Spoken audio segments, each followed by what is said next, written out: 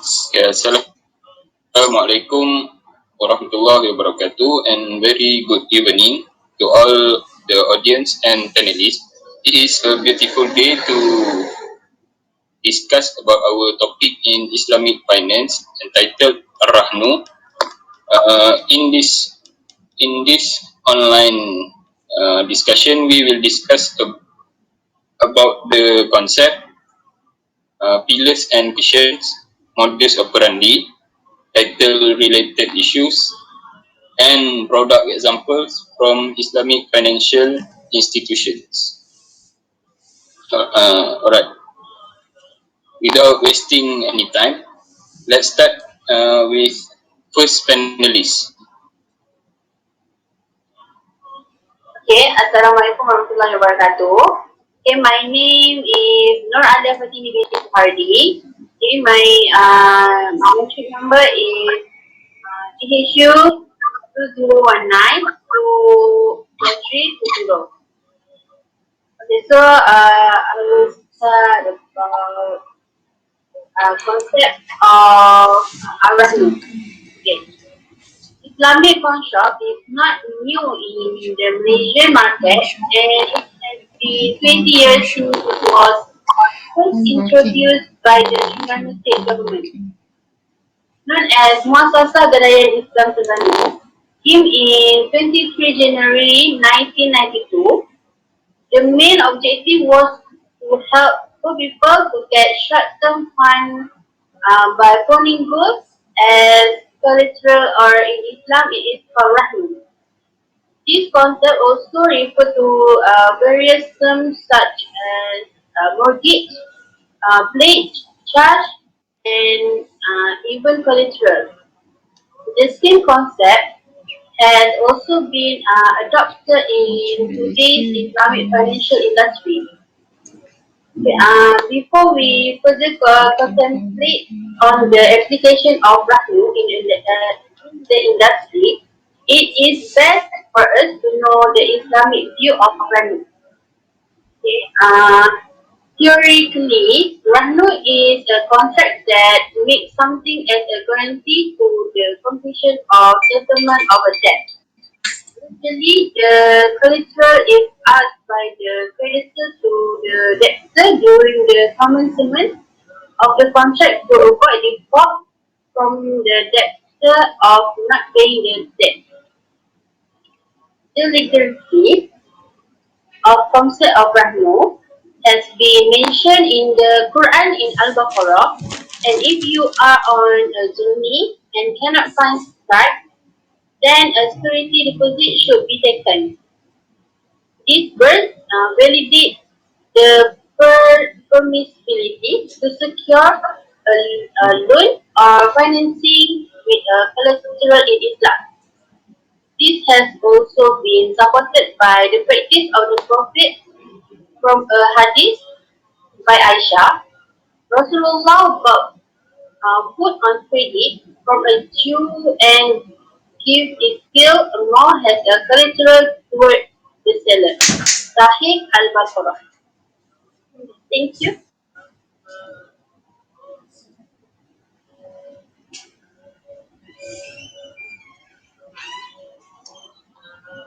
Alright, now go to second panel.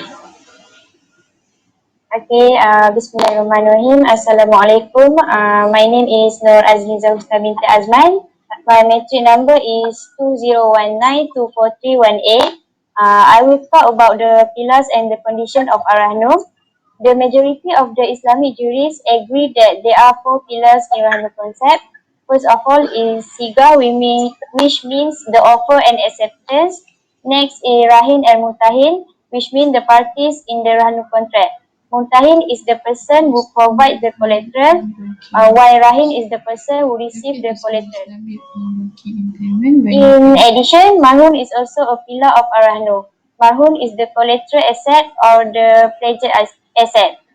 Lastly, Marhun B. Marhun B was the debt itself or the liability. There are 5 conditions of Ar-Rahnu. First, the condition related to contracting parties. According to Shafi'i and Hanbali, both contracting parties must have a legal qualification, ahliyah, as Rahnu regarded as non-obligatory voluntary action. According to Hanafi and Maliki, Rahnu from discerning child and a mentally incompetent person is valid upon the approval of his wali. Second, the condition related to the found object. The found object must be valuable item, exist in time of contract, and able to be delivered. It must be precisely determined with regard to its essence, quantity, and value, and non-fungible property, and not usufruct. Other than that, its value also must be sufficient or enough to cover the debt. For the object that naturally connected, it must be created together, for example, tree with its fruit. Third condition related to siga. Both contracting parties must fully understood the ijab and kabul. It is not allowed to involve any language that can be lead to dispute in the future. Fourth, the condition related to the debt or liability. The debt must be known and defined to both contracting parties. If one of the parties are uncertain of the debt, the bounding is considered invalid. The underlying debt must be matter or binding or about to be matter. Rahnu is valid if the debt is based on the price of the binding sale or during option period prior to its bindingness, as the said contract is going to be binding after the option expires. Lastly, the condition related to the receipt or possession of found object. It must be with the permission of the debtor and permanency of possession. That's all. Thank you. Alright, thank you. Now we go to third panel, Muhammad Firdaus. Okay. Assalamualaikum warahmatullahi wabarakatuh. My name Muhammad Firdaus bin Ahmad Sabari. I'm from DBSU 4A. My metric number DSU 20192452. Okay, I will explain about the modus operandi of Ar-Rahnu. Modus operandi is to provide micro loans with collateral for jury. This system charges a low wage for a certain period of time. The process of modus operandi, the first one is bank provide financing of RM 5,000 to customer. Customer find his valuable item, for example, jewelry as collateral for the finance amount. 3. Customer pay the debt or bank return the jewelry to customer. Okay. Damage.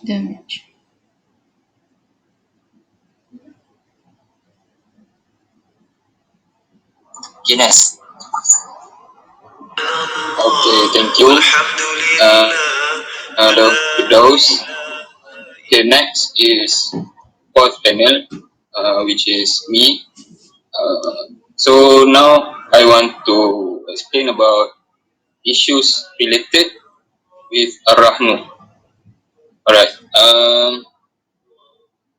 So the first is gold forging and gold testing technology. Okay, gold counterfeiting is the second highest challenge and risk stated by the provider Ar-Rahnu service. If this is not addressed, not only the Ar-Rahnu industry will suffer huge losses, in fact, it also impacted the country when it happened dumping of fake gold. According to Abdul Razak Muhammad Kadir, 2015, this fake gold scam can occur on external and internal factors by adopting modus operandi through forgery documents, theft, manipulation, and procedures and alliance between two two or more internal officers. The issue of forgery of the authenticity of gold will be further complicated by the absence of technology sophisticated. Okay, among the most common cases, forgery of gold involving gold plating, external or also called lead gold. Okay, lead is a type of liquid that um, resembles gold and has widely used to increase the weight of gold. Okay, in fact, it is undetectable through several existing gold technology methods. Abdul Razak Muhammad A. Kadir, 2015. Okay, this factor causing most Arahnu service providers to limit the acceptance of marhun types. Okay, for example, PP1, PP2, and PP4 only receive billions separately. Okay, interview findings shows the industry in recognize this risk can be addressed through its goal testing technology, sophisticated and skilled workforce and integrity. The next, gold price volatility in the market. Yeah, the factor of gold price volatility or fluctuations is stated by PP3 and PP6 as challenges. Findings show that gold price volatility in the market will have implications for activity mortgage and auctions. This is because the volatility of gold prices in the market contributes to redemption deficit factors and difficulties in auctions, especially when the price of gold goes up.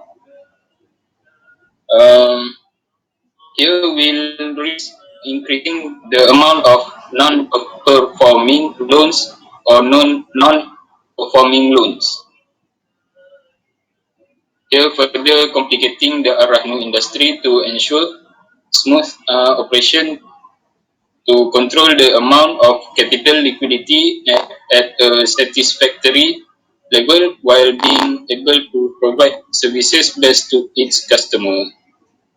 Right, that's all. So my name is Nashid Syami bin Muhammad Razid. I am from class DPHU 4A. My metric number DHU 20192437. Okay, now we go to the last panel, Siti Azra. Okay.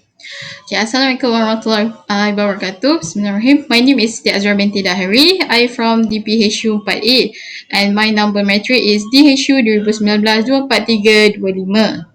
I will explain about sample product from Islamic Financial Institution. I choose Aranu Yapin as one of the product example from Islamic Financial Institution. The reference I use is on the Aranu Yapin website, which is aranuyapin.net. The product selected from Islamic Financial Institution is Aranu Yapin. Aranu Yapin is an Islamic pawnbroking implemented by Yapin. Or Yapin is called the Malaysia Islamic Economic Development Foundation. In Malay is called Yayasan Pembangunan Islam, Yayasan Pembangunan Ekonomi Islam Malaysia. Yapin was created in 1976 under the Trustee Incorporation Acta 1952 and is similar to a charity trust fund. This scheme used 5 other concepts such as Wakala, Ijra, Al-Qadamat, Musawama, At-Tawarruk and Aran. Besides that, Aranu Yapin also offer 5 products, namely, first is Aranu Prestige Yapin, second is Aranu Business Yapin, third is Aranu Emas Yapin, fourth is Aranu Didik Yapin. For Aranu Didik Yapin, condition that must be a school of a letter. And lastly is Aranu K Yapin. In addition, for the eligibility requirement, it must be a Malaysian citizen, not less than 19 years old, sensible and not bankrupt. Step is go to any nearby Aranu Yapin branch. For those who are using the scheme for the first time, make a payment of RM10 ringgit only for a lifetime membership.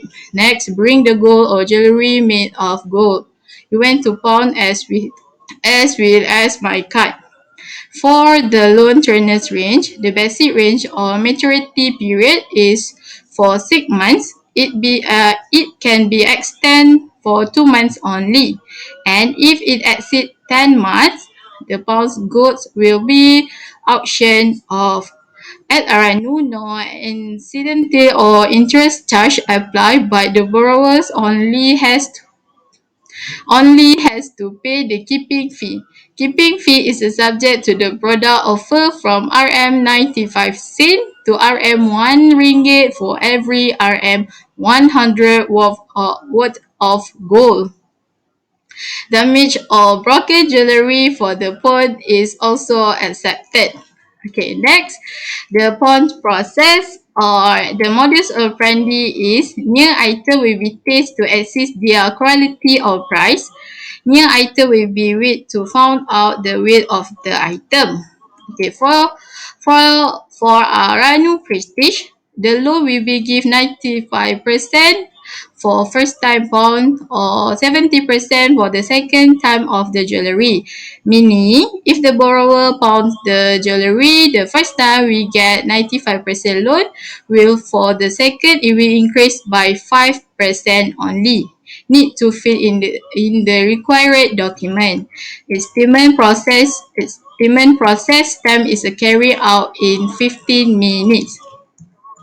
The loan limit is divided into two, namely first per transaction is from RM25,000 to RM100,000, and to accumulate from RM75,000 to RM20,000, 200,000, sorry.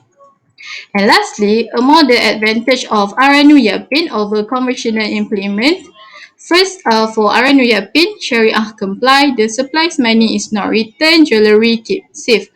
For conventional, usually supplies money is not returned, not guarding. Maksudnya, barang yang digadai di kedai tersebut tidak dijamin selamat. Alright, thank you to all the panelists. So in conclusion, most of us agree in what with the discussion we discussed earlier about Arahnu. Okay, so that's all from us.